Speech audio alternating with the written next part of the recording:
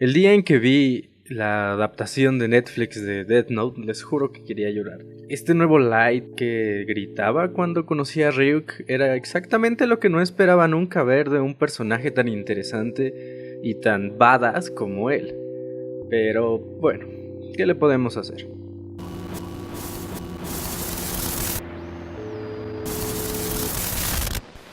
Cuando fui a ver Alita Battle Angel, llegué con la promesa de que ahora sí se había logrado algo, de que era la mejor adaptación de un manga o de un anime al cine, que por fin alguien, y en este caso era Robert Rodríguez, había logrado transportar la experiencia de las páginas a la pantalla.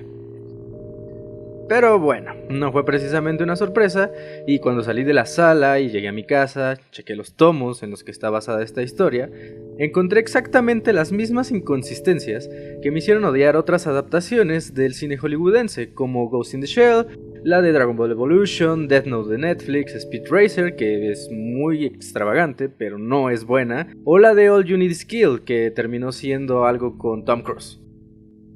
Pero a ver, ¿cómo es que pasamos de esto a esto para llegar a esto?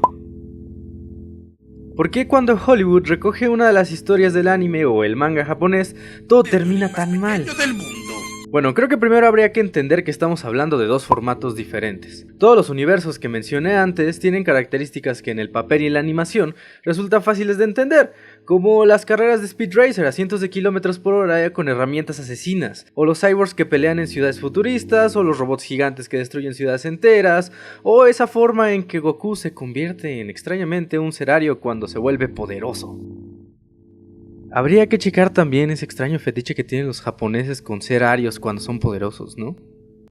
Claro que llevar esto al cine siempre significa intentar proezas de efectos técnicos o de efectos computarizados para, por ejemplo, hacer que Gali, porque no se llama Alita, tenga esos oclayos irreales de androide, o para que la mayor Kusanagi desaparezca enfrente de los ojos de todos, o para que Goku pueda levantar piedritas solo pujando para después ser rubio y de ojos azules, como ya les dije.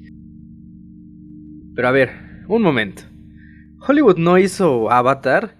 Esa película de pitufos enormes que es Pocahontas y que además es la más cara de la historia y con los efectos visuales más impresionantes de todos los tiempos.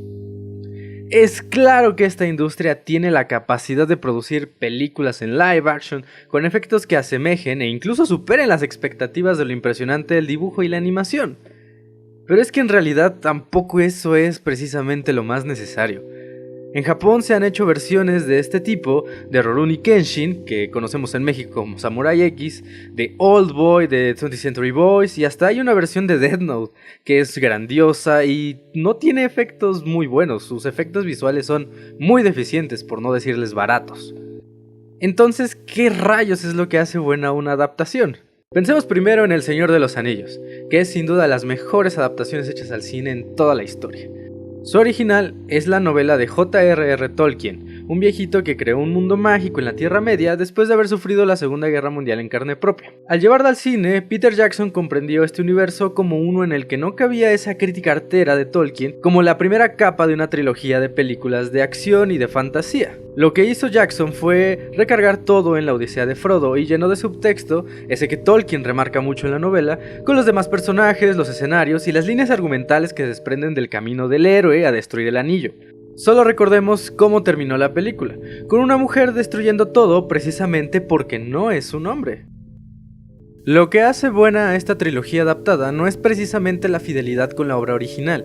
Existen múltiples y diversas licencias creativas tomadas por Peter Jackson para contar una historia larguísima en 3 películas igual de larguísimas.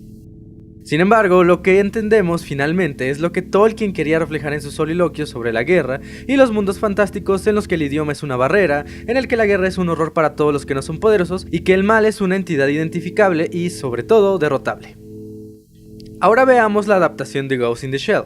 Esta película desprende del clásico creado por Masamune Shirow, que después fue adaptado como anime por Mamoru Oshii. Quien fue encargado de llevarlo a Hollywood fue Rupert Sanders, que también dirigió Blancanieves y el Cazador, otro bodrio del señor Sanders. Tuvo que trabajar con un guión hecho por 3 personas, Jamie Moss, William Wyler y Ehren Kruger. La obra original nos lleva por las contradicciones de la humanidad y cómo ésta se desprende de sí misma y de sus cualidades humanas a través de la tecnología.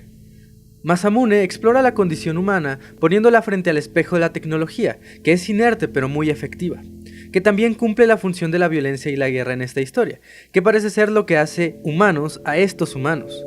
El mundo mecanizado y deshumanizado termina siendo solo una excusa para que finalmente hablemos de lo humano y de cómo se construye esto a través de nosotros. Ghost in the Shell nos lleva por esas preguntas y las respuestas están ahí, aunque nunca se nos dan, no se nos ponen en la cara. Solo podemos intuirlas por lo que le ocurre a la Mayor Kusanagi y a todos sus aliados. Pero cuando llegó a Estados Unidos parece que no hubo una forma de reproducir todos estos conflictos. De nada sirve que Scarlett Johansson sea o no una buena intérprete para Kusanagi, porque de todas maneras lo que hace interesante el conflicto de este manga, perfectamente adaptado al anime, no existe aquí. Solo vemos violencia y mucha acción. El mundo representado es impresionante y nos lleva más o menos a donde Musamane Shiro quería que estuviéramos, con la diferencia de que es un mundo vacío en el que ocurren cosas solo porque sí. La discusión sobre lo que es la humanidad se pierde y Scarlett Johansson solo cumple un papel de máquina, quitándole todo el sentido a Ghost in the Shell. Lo mismo pasa con las demás mencionadas. Dragon Ball Evolution hizo lo que quiso hacer con Goku y lo transformó en un adolescente frustrado con ganas de ser justiciero, rompiendo con toda la representación y la personalidad del protagonista original creado por Akira Toriyama. Recordemos que Goku en su infancia era un niño que no conocía ni entendía la moralidad, él solamente actuaba por impulso, y eso era precisamente lo que motivaba al personaje a atacar y a violentar a todo lo que se le pusiera enfrente, porque para él solamente era divertido pelear.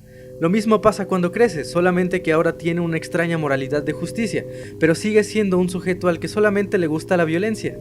Por otro lado, la Death Note de Netflix llevó a Light Yagami de ser un sujeto sin escrúpulos, con una visión bastante torcida de la justicia, a nuevamente a ser un adolescente con ganas de hacer la justicia blanca, esa que el FBI quiere hacer pero que no hace porque son la ley y tienen que respetarse a sí mismos.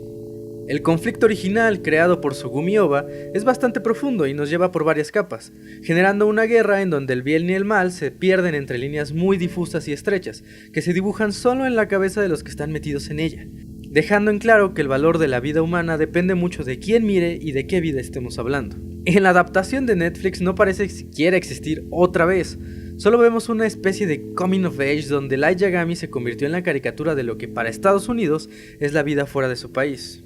Y ahora sí llegamos a Alita Battle Angel, que debemos insistir en que su nombre es Gali, porque Alita justamente es un spoiler muy grande del manga. Esta historia sufre un desencuentro similar. La obra original de Yukito Kishiro intenta establecer paralelismos constantes reflejando cómo existen mundos superiores e inferiores en todos los casos, en el que los humanos tienen categorías según donde estén plantados. Aunque el guión de James Cameron le hace cierta justicia a los demás animes mutilados hasta ahora, no corre ningún tipo de riesgo, y transformó el conflicto de Gali a uno tan simple como las pocas páginas que decidió tomar. Robert Rodríguez lo hace prodigiosamente como director, y Rosa Salazar es posiblemente la mejor elección de casting que se haya hecho jamás para cualquier anime o manga adaptado, pero sigue careciendo del alma que proyecta en cada página Kishiro. Termina siendo una historia bien revuelta en la que Gali deja de ser una cyborg confundida y novata en todo lo que tenga que ver con existir, para ser un alma vengadora de todo cyborg y humano violentado por la ciudad flotante de Salem. El diseño de producción y los efectos visuales nos hacen olvidar por momentos que estamos viendo otra vez una historia distópica con poco interés, más allá de resaltar que lo podemos lograr con un poco de ayuda de nuestros amigos, como si fuéramos una banda ñoña del Liverpool. Así, por completo, se ignora que la historia que cuenta Gun es un compendio de miedos y terrores sobre la desigualdad, mientras se va desarrollando la vida de Gali, como una muestra de que el poder no es más que una capacidad, que puede usarse para destruir, o para construir, o para cualquier otra cosa. Gali es un arma que sabe amar, odiar, reír, llorar, y es justamente eso lo que hace de ella una protagonista tan grande en la historia del cyberpunk. Por otro lado, las múltiples líneas argumentales que se desprenden de ella son tan profundas como su necesidad de saberse humana, más que el arma conocida como el Ángel de la Muerte. Aunque en la película vemos a Destiny Nova como un Edward Norton controlador del mundo, este es dentro del manga un científico desquiciado por la verdad que solo él sabe. Y claro, esto es un spoiler muy grande para los que no han leído Gun. Básicamente, lo que Alita Battle Angel está haciendo es reducir toda el alma de un manga entero a algo que se parece más a los Juegos del Hambre que a su original. Puede que el problema de todas estas películas adaptadas esté en la selección de las historias. La pretensión de llevar grandiosas producciones de manga al cine ha terminado por derribarse ante la falta de ambición de Hollywood, que siempre se detiene en lo visual, cuando eso ha sido siempre lo de menos para la animación y la historieta japonesa. Estos formatos y escenarios solo son pretextos para hablar de temas tan cercanos y tan viejos como que es el ser humano, el sentido de la justicia, la vida como valor, el amor, el egoísmo y la identidad.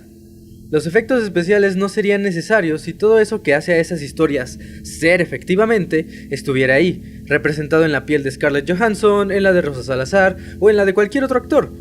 Pero eso es lo que siempre les hace falta. Seguramente es difícil para los guionistas adaptar historias maduros a contextos que siempre han sido vistos como infantiles. Es un prejuicio que tanto el cómic occidental como el oriental han enfrentado toda su historia. Se les ha infantilizado solo por tener dibujitos. Pero tampoco eso es una excusa, debemos tener en cuenta las cosas que se han logrado en el cine con diferentes franquicias, ya sea Watchmen, Batman o la genialidad que es Scott Pilgrim. También sabemos que la respuesta simple es que Hollywood no va a arriesgar nada con estas historias, y por eso las reduce a acción, romance juvenil o a una especie de antiheroísmo probado ya en su industria. Su apuesta es apelar a un público morboso y también al que ha soñado con ver manga y anime en otros formatos durante toda su vida. Por ahora parece que James Cameron hará una trilogía con la franquicia de Kishiro, que conforme avanza se vuelve más escabrosa y más compleja de contar en un formato que sea diferente al papel. Y si llegaste hasta aquí, pues te agradecemos mucho. Si quieres que me queje de cualquier otro tema o tienes alguna idea para que platiquemos dentro de este espacio, házmela saber en los comentarios y veremos qué podemos hacer. Por ahí leí también una reseña muy buena sobre esta película que salió en el portal de códigoespagueti.com, que va a estar en los comentarios. Y también recuerden que pueden ver el video de nuestra reseña en este mismo canal. Recuerda que puedes leer más contenidos dentro de bringmynoise.com y ver los demás videos que tenemos en Sinestesia dentro de este canal de YouTube.